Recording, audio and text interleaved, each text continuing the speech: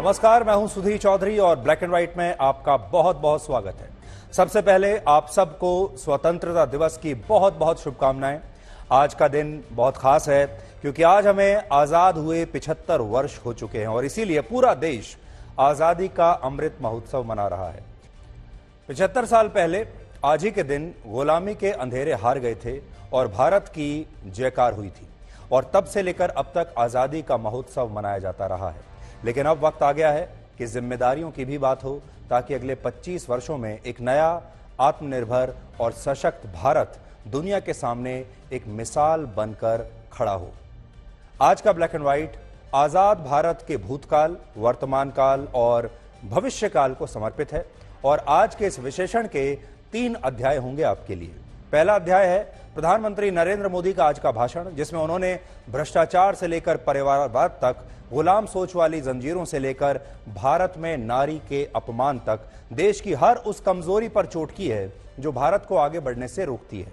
खास तौर पर देश की 67 करोड़ महिलाओं को अपमानित करने वाली हमारी बोलचाल, व्यवहार और अपशब्दों को लेकर जो कुछ आज प्रधानमंत्री मोदी ने कहा है, उसकी गहराई को समझना आज देश के हर पुरुष के लिए बहुत जरूरी है, देश की हर महिला के लिए बहुत जरूरी है। इसलिए आज हम आपसे कहेंगे कि यह विश्लेषण जो है अपने पूरे परिवार के साथ बैठकर आप देखिए। यह विश्लेषण है तो महिलाओं के लिए, लेकिन इसमें जो प्रमुख भूमिका निभानी है वो निभानी है हमारे समाज के पुरुषों को। विश्लेषण का दूसरा अध्याय होगा भविष्य का भारत। इसमें हम जानेंगे कि अगले 25 वर्षों में यानी वर्ष 2047 में हमारा भारत कहां खड़ा होगा, हमारा भविष्य क्या है, आज के मुकाबले देश की स्थिति कैसी होगी और हम किन देशों से आगे होंगे और हमारी नई चुनौतियां अब कौन सी होंगी। और तीसरा अध्याय होगा अखंड भारत पर। आज हम यह भी आकलन करेंगे कि अगर हमारे देश का बंटवारा ना हुआ होता, वो ऐतिहासिक भूल ना हुई होती, यानी पाकिस्तान और बांग्लादेश अलग ना होते, तो आज हम कहां होते, हमारी आज की स्थिति अन्य देशों के मुकाबले कैसी होती और बंटवारे की टीस आज भी भारत को महसूस होती है। इस टीस पर अखंड भारत वाले स्वप्न का मरहम हम आपके साथ मिलकर लगाएंगे। यानी कल्पना कीजिए कि आज भारत, पाकिस्तान और बांग्लादेश एक ही भूखंड होते, यानी अखंड भारत होते, तो भारत की स्थिति आज दुनिया में क्या होती।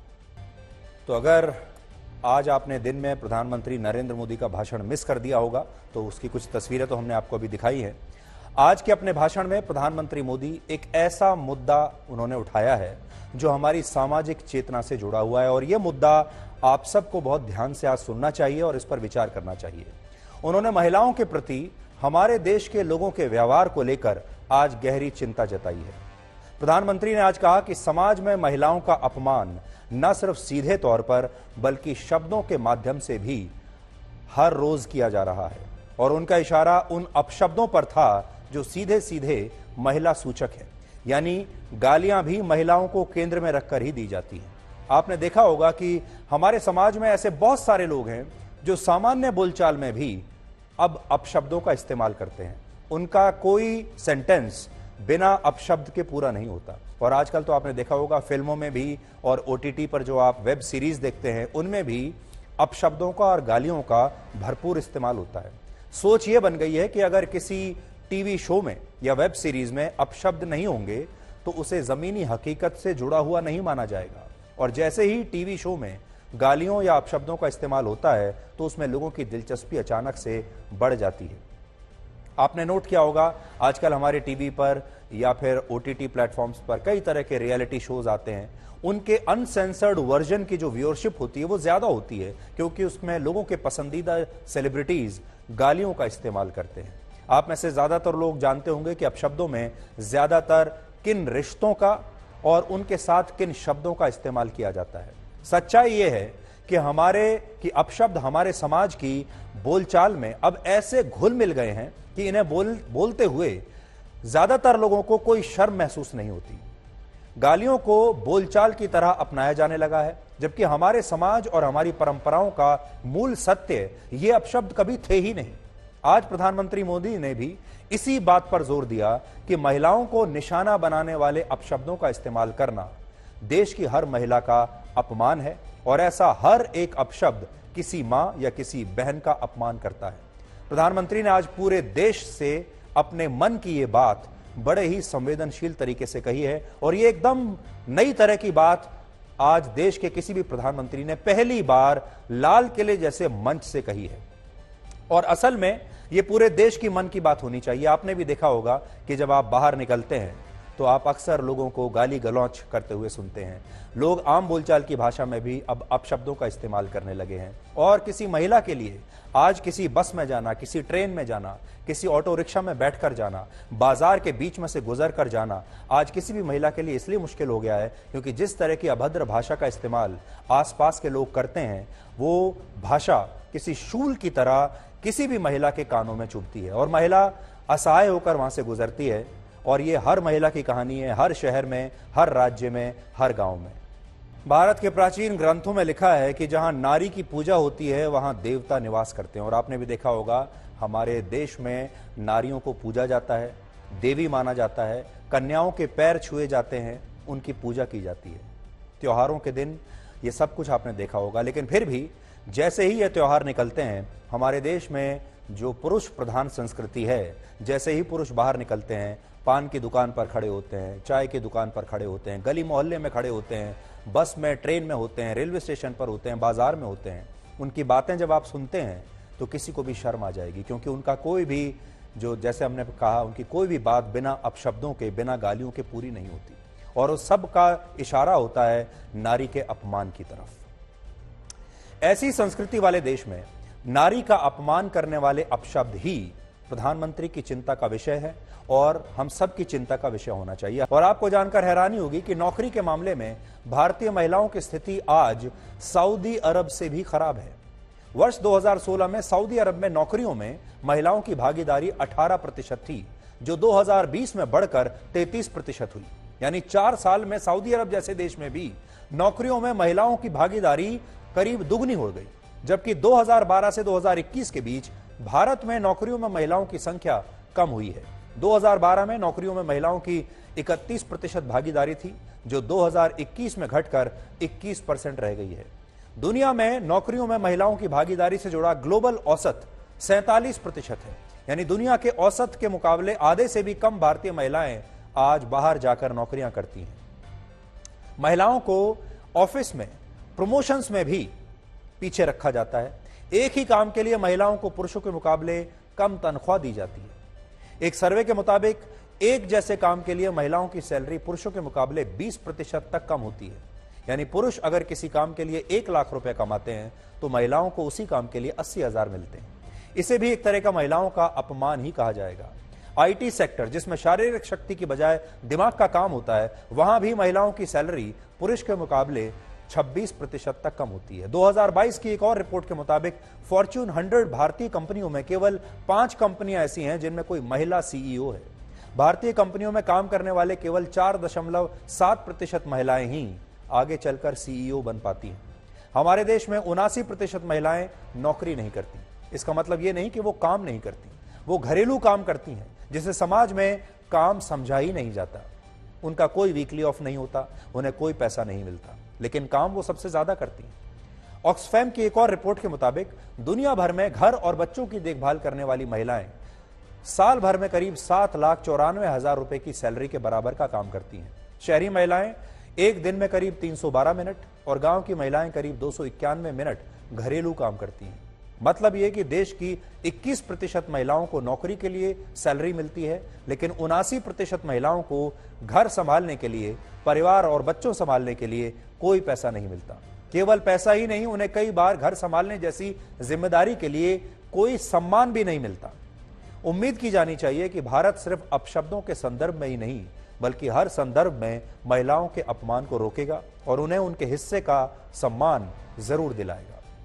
तो प्रधानमंत्री ने यह कहा है कि भ्रष्टाचार को लेकर हमारे देश के लोगों को जो सहनशीलता की आदत पड़ गई है उसे तोड़ना होगा। अब हमारे देश के लोगों को भ्रष्टाचार से नफरत करनी चाहिए और भ्रष्टाचारियों से भी नफरत करनी चाहिए। आपने देखा होगा हमारे देश में जो टॉलरेंस की बात होती है, हम भ्रष्टाचार को लेकर बहुत ही ज्यादा सहनशील हो गए हैं, जबकि होना यह चाहिए कि भ्रष्टाचार को लेकर हमारे देश के लोगों को अब जीरो टॉलरेंस की नीति अपनानी चाहिए। हमने भी कई बार आपसे कहा, जब आपने करोड़ों रुपए के वो जो नोट देखे लगातार आपके पास अब सोशल मीडिया पर ऐसे नोट आते हैं और अब वो नोट देखकर आपको गुस्सा आना बंद हो गया। अब आपको ऐसे नोटों को देखकर जब इस तरह की इनकम टैक्स की रेड पड़ती है, ईडी की रेड पड़ती है, तो ऐसा लगता है कि लोगों को उसकी आदत सी पड़ गई है। लोग क्रोध में नहीं आ रहे हैं, लोग नाराज नहीं हो रहे हैं। और अगर लोग नाराज होते तो इस तरह की चीजों में, भ्रष्टाचार में लिप्त नेताओं को दोबारा से न चुनते। आज बड़ी बात जिसका इशारा प्रधानमंत्री ने किया है वो ये कि जो भ्रष्ट नेता हैं वो बावजूद इसके कि वो कोर्ट में पकड़े जाते हैं, कोर्ट ने उनके खिलाफ आदेश दे दिया है, जेल भी हुआ है, लेकिन उसके बावजूद भी ऐसे लोगों को देश की जनता दोबारा वोट देकर चुन भी लेती है और उन्हें सरकार में भी बैठा देती है। और ये बात अब देश के लोगों को बदलनी होगी।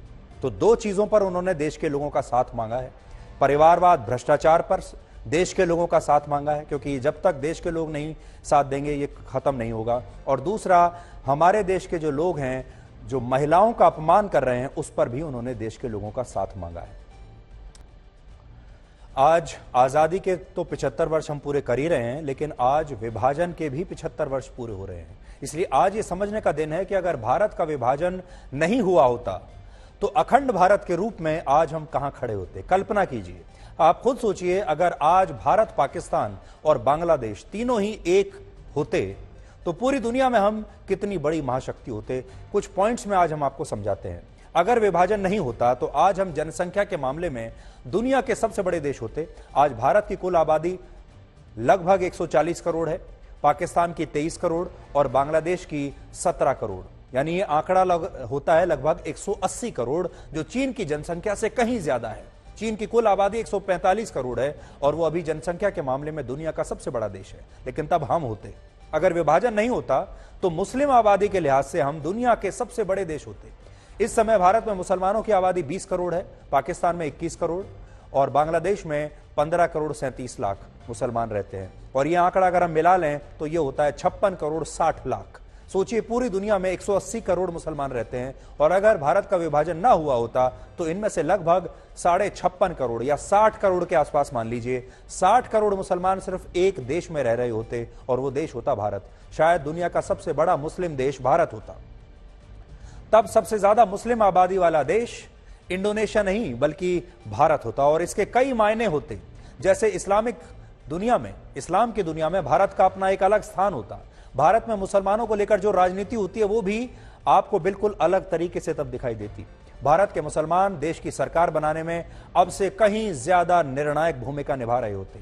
मुस्लिम तुष्टीकरण की राजनीति भी अब से कहीं ज्यादा हो चुकी होती, क्योंकि आखिरकार 60 करोड़ वोटों का सवाल है और यह सब होता अगर भारत का बंटवारा ना हुआ होता। इसके अलावा अगर विभाजन ना होता तो भारत और पाकिस्तान के बीच सबसे पहला जो युद्ध हो गया था कश्मीर को लेकर 1947 में, वो ना होता। 1965, 1971 और 99 का कारगिल युद्ध भी कभी ना होता। सोचिए, विभाजन कितनी युद्धों को टाल सकता था।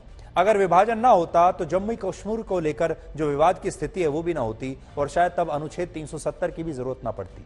अविभाजित भारत में पूरा जम्मू कश्मीर हमारा होता और जब हम पूरे जम्मू कश्मीर की बात करते हैं तो उसमें पूरा कश्मीर आ जाता, जिसको हम आज पाकिस्तान ऑक्यूपाइड कश्मीर कहते हैं, वो भी है।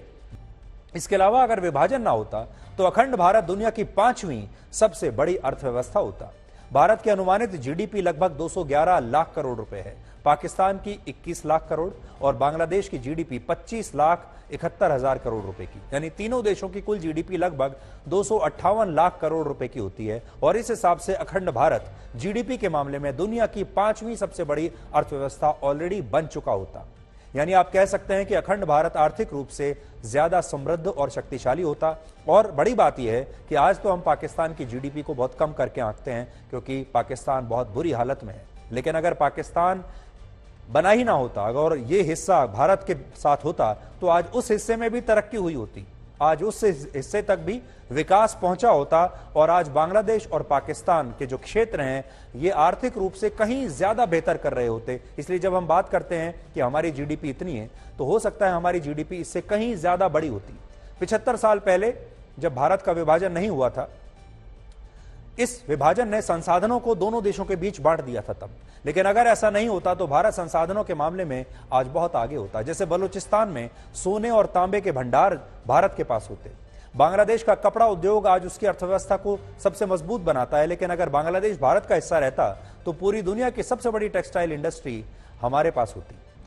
जश्न तो आपने बहुत मना लिया होगा अब तक आजादी का, लेकिन अब आपको कुछ सोचने की जरूरत है और इस बारे में जरूर सोचिए। भारत ने पिछले 75 वर्षों में हासिल तो बहुत कुछ किया है, लेकिन शायद भारत की आत्मा कहीं खो गई है, लोगों की आत्मा कहीं खो गई है। हमने पैसा बहुत कमा लिया, इंफ्रास्ट्रक्चर बहुत पैदा कर लिया, हम चंद्रमा तक पहुंच गए, लेकिन आत्मा कहीं खो गई है। बेईमानी हमारे देश की बहुत बड़ी समस्या बन चुकी है। हमारे देश में लोगों की नजर महंगाई पर तो रहती है, लेकिन मिलावट पर नहीं। लाइन तोड़ने की आदत हमारे देश के लोगों को पड़ चुकी है। बेईमानी को अक्सर हमारे देश में अब बुरा नहीं माना जाता और इसे चालाकी या कई बार अंग्रेजों की भाषा में स्मार्टनेस कह दिया जाता है। बेईमानी को अब स्मार्टनेस कह दिया जाता है और दलाली को कंसल्टेंसी फी कह दिया जाता है।